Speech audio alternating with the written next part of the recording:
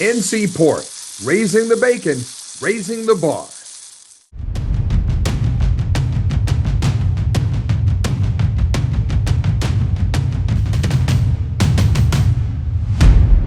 Our next guest took the Houston Texans to the NFL playoffs 4 times in his 6 full seasons there.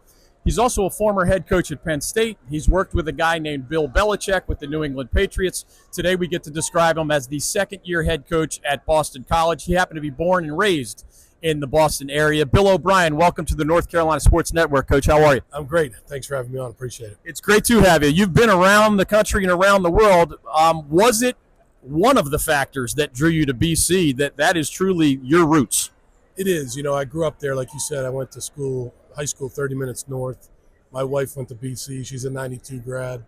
I have a lot of great friends that played at Boston College. It's a great fit. I'm Irish Catholic. I believe in the Jesuit education. I believe in what we're trying to do there. So, yeah, I feel like I'm definitely at home. If it helps at all, I'm an Irish Catholic guy originally from Philadelphia. I don't know if that'll impact the remainder of this interview, but I just wanted you to know. Although I've lived in the South for a long time. So you did beat the Phillies in 11 last innings. Night. So are you a fan of like Celtics, Bruins, all the above? Yeah, absolutely. I will slide in that the Phillies beat the Red Sox the 2 previous games before last night's comeback. I have to do that to Coach. Do you believe that your background, Ivy League football player at Brown University, in what ways does that contribute to your ability to be Boston College's head coach, obviously a very high-profile academic institution? Yeah, no, there is the point you're making is interesting because education's always been very important in my family, and I think my education at Brown helped me early in my career get my foot in the door in many jobs. Over the course of time, now being at an academic school like Boston College and the importance of going to class and getting a fantastic degree, fits right in with how I was brought up and, where I went to school and all those things. So, yeah, there's definitely a part there that, I have a strong belief in. Saw a really cool photo earlier today of you with Bill Belichick. Yeah. Are you yet, you're only partly through the day, are you tired of the Belichick questions or is it half fun for you? No, I enjoy the Belichick questions. I work for Nick Saban. I owe a lot to those guys. I enjoy talking about them. They meant a lot to my career. So, no, I don't get tired of those questions. I can't imagine it's often that you're giving Belichick advice, but you have lived the transition from NFL head coach to college head coach.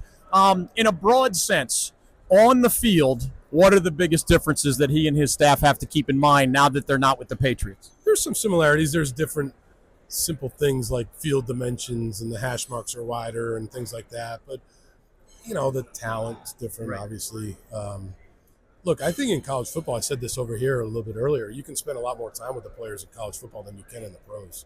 The pros, they're off 3 months, 5 weeks. You know what I mean?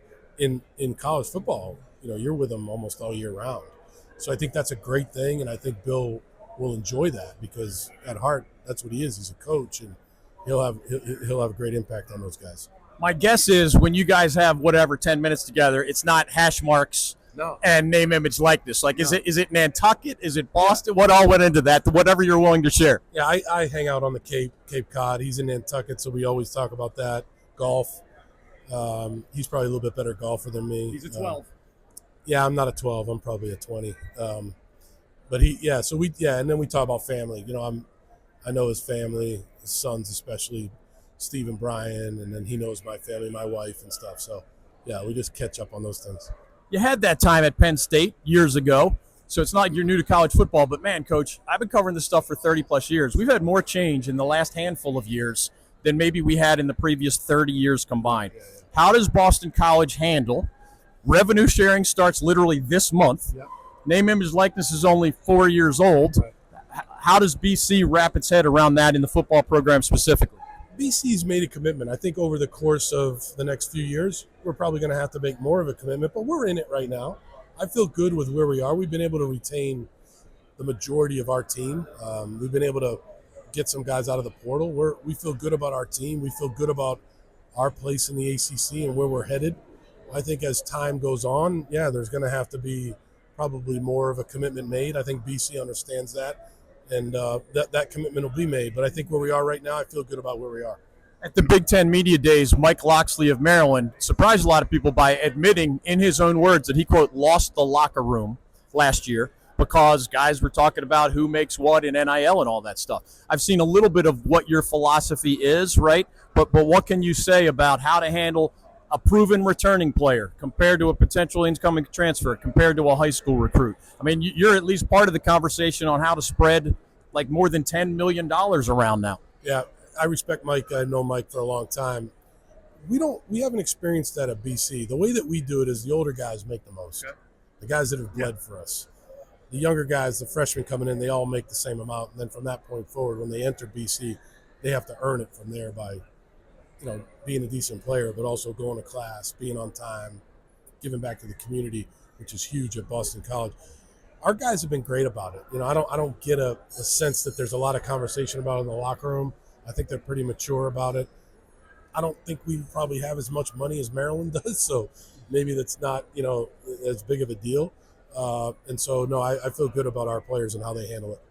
Back to Belichick real quick. Were you surprised when you saw that headline? Like, a lot of people thought, no, that's not real. That's one of those fake news type things. Or did you have a sense something might be coming? No, I wasn't surprised. Look, I think at the end of the day, Bill's a coach. I was amazed that an NFL team didn't hire him, to be honest with you, because he's the greatest NFL coach of all time.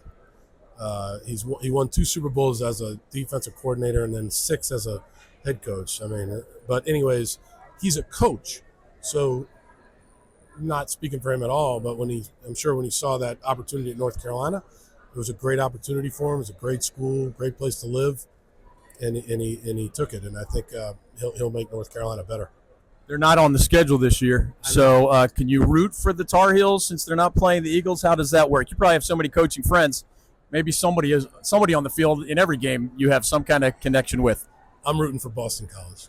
I just root for BC. I get it. I'm just worried about BC. I wish North Carolina all the best, but my rooting interest is for one team. So the last thing for you, what are the keys to the season for the Eagles? Almost every coach I've ever met feels different entering year 2 compared to whatever chaos or anxiety heading into year 1. Yeah, I think that our guys have a better understanding of what our expectations are. I think they have a better understanding of how to hold each other accountable. They've worked extremely hard. I like our team. I think we have a small margin of error at BC that we have to flip the script on. We've got to win the turnover battle. We've got to punt the ball better. We have to win the penalty battle. We've got to be really a little bit better, more consistent in situational football. I think if we do those things, the difference between 7 wins and 10 wins is small. And so, that's what we're trying to do. Won't surprise you, but every BC player that I interview, I'm talking about since they joined the ACC a long time ago, is an impressive dude. There must be something fun about that. His name is Bill O'Brien. Thanks for this time on the North Carolina Sports Network. Thank you very much.